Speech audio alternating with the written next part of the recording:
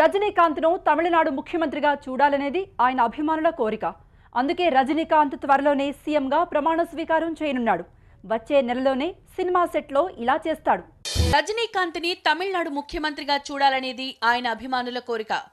అది ఇప్పట్లో నెరవేరేలా లేదు. ఎందుకంటే రజనీకాంత్ రాజకీయ పార్టీ పెడుతున్నట్లు ప్రకటించి చాన్నాళ్లవుతున్నా తన పార్టీ పేరు ప్రకటించలేదు. రాజకీయంగా ఏ కార్యకలాపాలు మొదలుపెట్టలేదు. కానీ ఒక కొత్త సినిమాలో ఆయన ముఖ్యమంత్రి కానున్నాడు. గతంలో సీఎం పాత్ర పోషించే అవకాశం వస్తే రజనీకాంత్ వదులుకున్నాడు. రజనీకాంత్ కోసమే దర్శకుడు శంకర్ ఒకే ఒక్కడు కథ రాసుకున్నాడు. కానీ తాను సీఎం పాత్ర పోషిస్తే జనానికి వేరే విధంగా సిగ్నల్స్ వెళ్తాయని, తాను రాజకీయాల్లోకి అడుగు పెడుతున్నానని జనం అనుకుంటారని రజనీకాంత్ ఆ మూవీ ఒప్పుకోలేదు. ఇప్పుడు మాత్రం సీఎం పాత్రకి సై అన్నాడు. మురుగదాస్ డైరెక్షన్లో రూపొందే పాత్రలో రజనీ సీఎం రోల్ చేస్తున్నాడు. రజనీకాంత్ ఈ ఏడాది పేట్ట అనే సినిమాతో విజయాన్ని అందుకున్నాడు. రజనీకాంత్ రీసెంట్ గా నటించిన సినిమాల్లో కాస్త లాభాలు తీసుకొచ్చిన మూవీ పేట్ట. దాంతో ఆ ఊపులో ఇప్పుడు మురుగదాస్ డైరెక్షన్లో మూవీ చేస్తున్నాడు. ఈ సినిమా వచ్చే నెలలో మొదలు కానుంది. రజనీకాంత్ సరసన నయనతార, కీర్తి సురేష్ హీరోయిన్స్ గా నటించనున్నారు.